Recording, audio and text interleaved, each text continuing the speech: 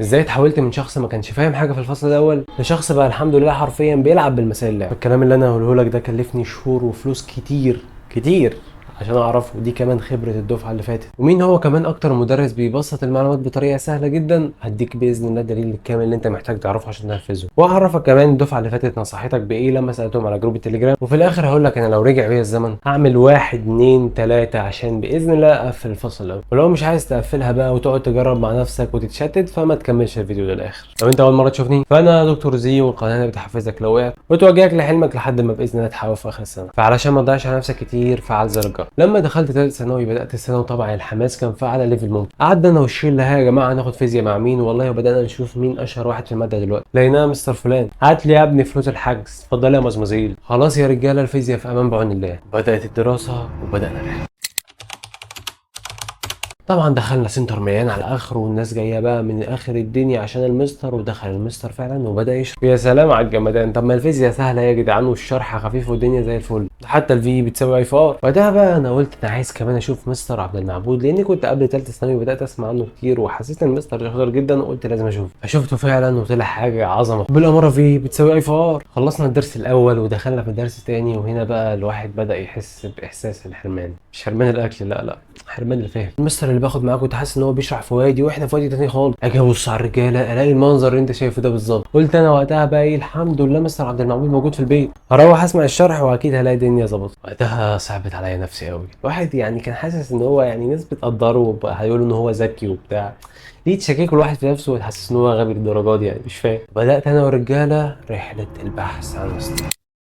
بدأنا فعلا نشوف أنسب البدائل، أنا أعرف مستر فلان وفلان يعرف مستر فلان، ونبدأ نشوف أحسن واحد هناخد عنده مين. وكما قال حكيم ذات مرة، شوف انت بتعرف تعمل ايه وهو بيعرف يعمل ايه، انا بعرف اعمل ايه. بالفعل جربنا الأول، ومن أول حصة عرفنا إن هو مش هيظبط معانا. بعد كده جينا جربنا مستر تاني، جينا بعد كده خدنا معاه حصتين بالظبط ولقينا برضو إن إحنا مش هنفهم منه حاجة. هنا عرفنا إن السنة اللي مش جاية معانا سكة، وقررنا نشوف مستر برايفت وأخدنا بالفعل معاه أول حصة. وهنا بقى افترقنا، في ناس عجبها المستر وناس ما عجبهاش. لحد ما كنت ماشي ورايح درس في يوم من الأيام، فكلمت وقتها واحد صاحبي بقول لك إيه، أنت بتاخد الفيزياء عند مين؟ قال لي والله باخد عند مستر فلان. وبدا فعلا يكلمني عن المستر اللي هو كان بياخد معاه ده، ويقول والله ده كان شرحه حلو في النظري مثلا، وبيدينا كويز كل حصه وبيدينا امتحان كل اسبوع. فحسيت ان هم لامين ماده معاه. كلمت الرجاله وهيا بينا رجاله على الحصه. عجبنا فعلا شرحه في النظر، بس بالنسبه للحل بصراحه ما كناش عارفين نحل معاه. هنا بقى انا اكتشفت حاجتين، الاولى وهي ان مدرسين الفيزياء اغلبهم يا اما بيعرف يشرح نظري بس، انما الاثنين ده يبقى كده اسطوره. وبالنسبه للحاجه الثانيه انك ممكن تلاقي نفسك ما بتعرفش تحل في الاول، بس وقتها لازم تكون واخد بالك ان الاول ده ما يطولش، هم 3 4 حصص بالكتير، لان المستر ده وقتها كان قاعد يقول لنا معلش الدنيا واحده واحده هتتحل وهتعرفوا تحلوا. وكنا بنخلص الدرس وفعلا لسه مش عارفين نحل، وبرده كان يقول لنا الدنيا هتتحل، لحد ما عدى شهر كامل وقتها ولسه برده مش عارفين نحل مسائل الفصل الاول. فكان لازم نسيب.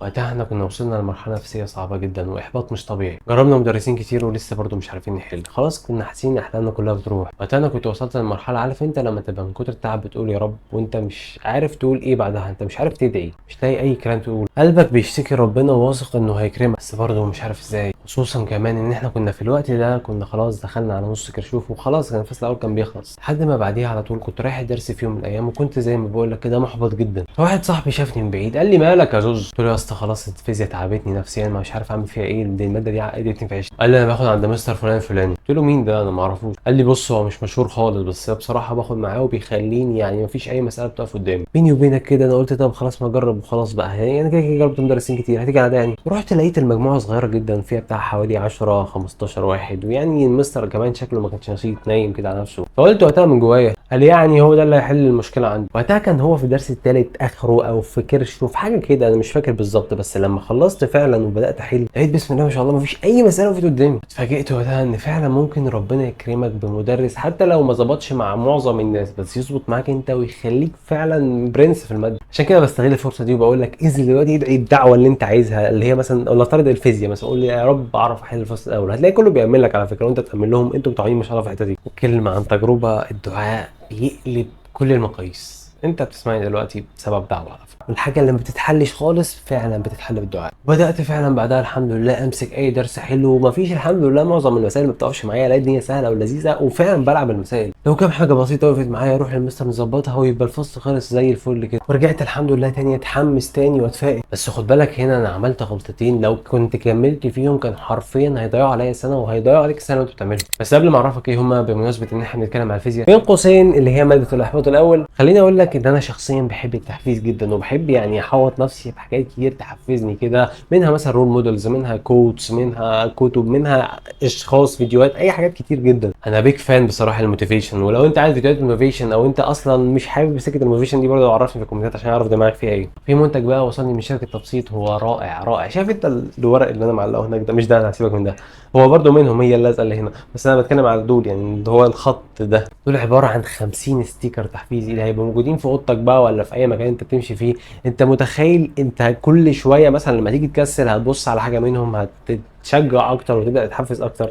دي حاجه فعلا مهمه والله بجد، بتساعدك على استمراريه السعي واستمراريه انك تكمل المشوار لحد اخره. انا دايما محتاج ريمايندرز او حاجات بتذكرك وتفكرك انت عايز توصل لفين. لو كمان عندهم عروض الفتره دي فالحقها قبل ما تغلط. هنا بقى نيجي لغلطتين اللي غلطتهم واللي ارجوك ارجوك ارجوك ما تغلطهمش. اول غلطه منهم هي ان انا في اثناء رحله البحث دي كلها ما كنتش بحل كتير. لو كنت بقول انا لازم بقى اوصل للمدرس اللي يفهمني 100%، افرض ان انا ما كنتش وصلت للمدرس افهم منه كويس جدا، كنت ايه اللي هيحصل ساعتها؟ كان الفصل الاول هيفضل واقع مني كتير. فانت لازم طول رحله البحث دي تكون بتحل من مصدر واحد على الاقل وتكون مخلصه، وتبدا تشوف على اليوتيوب حلول، وتبدا تشوف طريقه شرح معينه وهكذا. تاني غلطه بصراحه كارثيه انا عملتها هي ان انا ما كنتش مدي اهتمام لشروحات الاونلاين. ولما دخلت كليه الطب اكتشفت ان الاونلاين ده فيه بحر علم، بحر علم يا راجل، ولا تعب بقى مواصلات ولا تعب ارهاق ولا زحمه دروس ولا واحد بيكح في ودنك، ما فيش الكلام ده كله. انا وانت ولا حد تالتنا، انا وانت والشرح وبس. احلى متعه دي. تقول لي طب اسمع مين يعني؟ اقول لك بصراحه كده، لو انت لقيت عبد المعبود عالي عليك شويه، ان عبد المعبود تقريبا هو اكتر مدرس عنده خبره في الثالثه ثانوي عموما، فانت وقتها هيكون عندك مصدر من ثلاثه.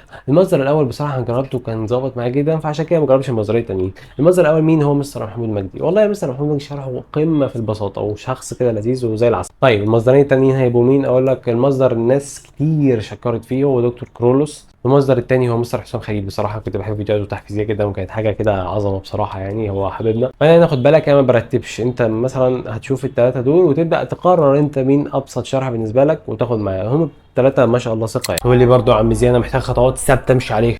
بص يا نجم، انا لو بتفرج مكانك حاليا هعمل 3 حاجات بالظبط، 3 خطوات هنفذهم باذن الله يحلوا لي مشاكل الفصل الاول نهائيا. اول حاجه هختار المدرس اللي انا بفهم منه كويس جدا، لازم المدرس يكون بيوصل معايا فيلم كده انا فعلا طالع من عنده مستوعب الدرس. وانا قلت لك برضو تسمع مين ده لو ما لقيتش حد يعني في المحيط بتاعك. تاني حاجه انك لما تسمع الشرح هتبدا تحل الامثله والاسئله اللي المستر حلها في الحصه في الحل بتاعه، وتبدا انت تحلها بنفسك. وبرضو الامثله والاسئله اللي بتبقى موجوده في مصدر الشرح اللي هي بتبقى امثله مش اسئله من غير اجابه، فاهمني؟ ثالث حاجه بقى وهي مصادر الحل اللي المفروض تحله. اقول لك بكل بساطه مطلوب منك تحل 3 حاجات في الفيزياء وتبقى باذن الله وصلت يعني لمرحله حلوه قوي. كتاب الامتحان، كتاب نيوتن، ومصدر التالت هو بقى يعني انت غالبا بتاخد مع مدرس والمدرس ده عنده مذكره، فحل المذكره هي كمصدر تالت يعني. بس انت ال3 مصادر دول باذن الله هيظبطوك جدا في الفيزياء. بص انت مش هتلاقي نتيجه لحظيه، بس هتلاقي ان في تقدم بسيط بعد كده، بعد فتره ان شاء الله من الحل والاستمرار هتلاقي ان الدنيا بقت سهله معاك جدا.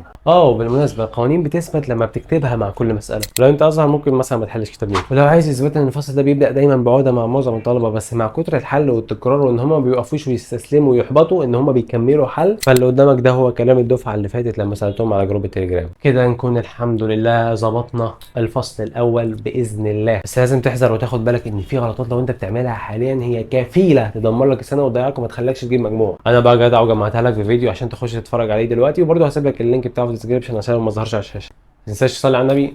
مع السلامه.